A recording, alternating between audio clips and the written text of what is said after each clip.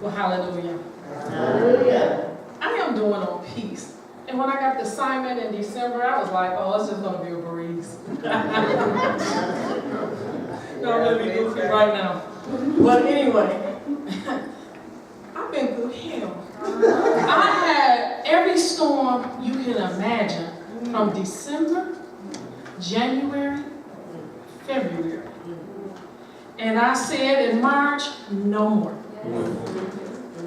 This is a question I want to ask you. What do you do when the storms come up against you? What do you do when the enemy is trying to kill, steal, and destroy everything that God has placed on you? You know the word. You raised up in the word. You study, you pray for people, you encourage people. But what do you do when that word around you is shaking you? Everything around you is just messing with you. It's not easy. Our life is hard, but yet we still get up. Yet we fall, and the storm keep coming. Then a hurricane come, and then a tornado come, and then you got all these waters, and everything coming around, and you're trying to swim through it, and the enemy is trying to take you back out in the deep, but God is trying to tell you to stand. How do you stand on that word of peace? How do you step into God's peace in that storm? How do you maintain everything that's going on in your life, even when you can't even handle the storm of your life? And then on top of the storm of your life, you got your family storm, you got your children's storm, you got your boss storm. I had everybody's storm. I got threatened. I was about to get beat up by two little girls that came in my office. I got cussed out every day over taxes, over their checks. I have no control of that. Then I was going off, then I lost my cool, then everybody lose their cool, and then they didn't have no peace in the office. Because we have the rage, we got anger, we got frustration, and that's exactly where the enemy wants you at. Because when you get to that point, you're not hearing God's voice. You're hearing only what the enemy wants you to hear. You got the enemy on this side, you got God on this side. And Philippians chapter 4, verse 5 through 7. Let the gentleness be known to all men. The Lord is at hand.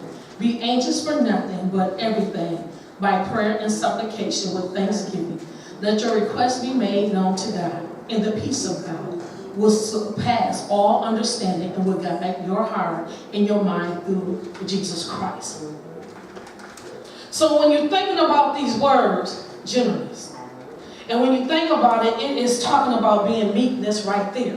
But the enemy don't want you to have the meekness in when he was talking. He wants you to be upset, but God wants you to calm down so you can hear what he is saying in your storm. And when you're anxious, it means to be distracted. You don't hear what God is saying. You're not caring about nobody but how you feel.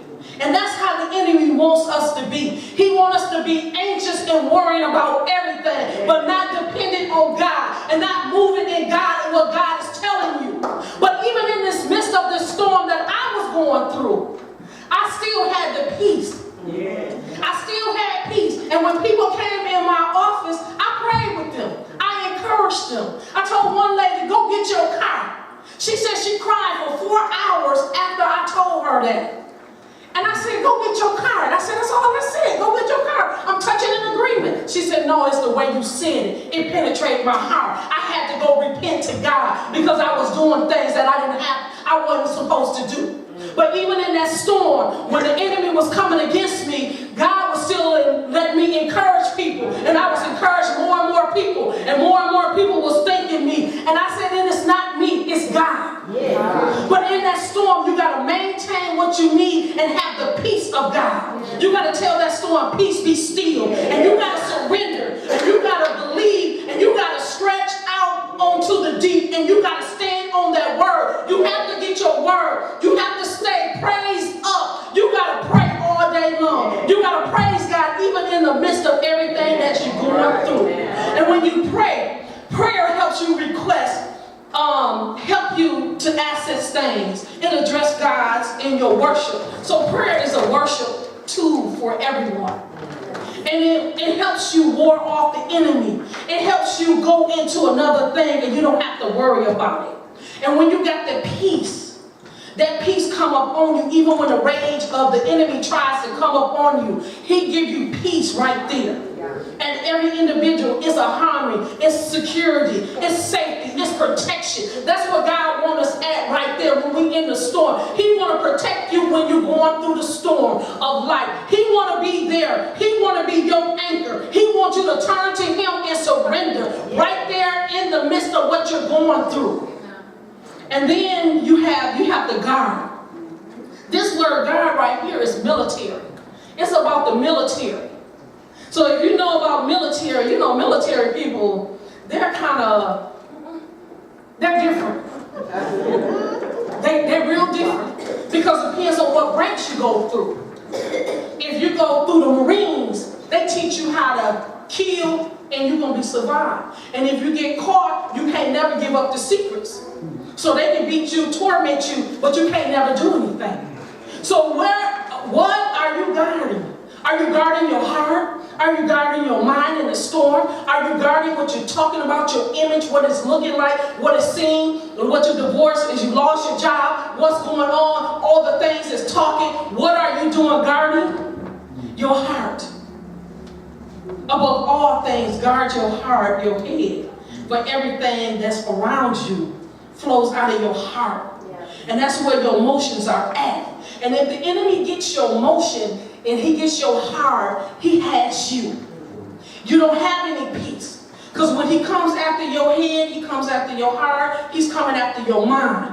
And when he got that mind, he got a stronghold. And that's the door that he's trying to penetrate. The enemy comes to penetrate that right there, that stronghold. He comes to try to violate you. He's trying to keep you down. He's trying to keep you depressed. He's trying to make you feel like you ain't nothing. You are not worthy. But I tell you today, peace be still and stand up against the enemy. And you praise him all the way through. You don't worry about what's going on in your life. You surrender to God and you stand on that word. You keep that word around you even when the winds are storm, when the winds are raging. When that water is flowing down, you stand on that word. You get you one word. You praise your way through. You keep the peace. You keep that word. You keep accomplishing things. And you keep confessing over and over that God will do it in my midnight hours and how he will turn things around. These are the peace that God wants us to have. He wants us to be where he wants us to be. But the enemy wants to take us into another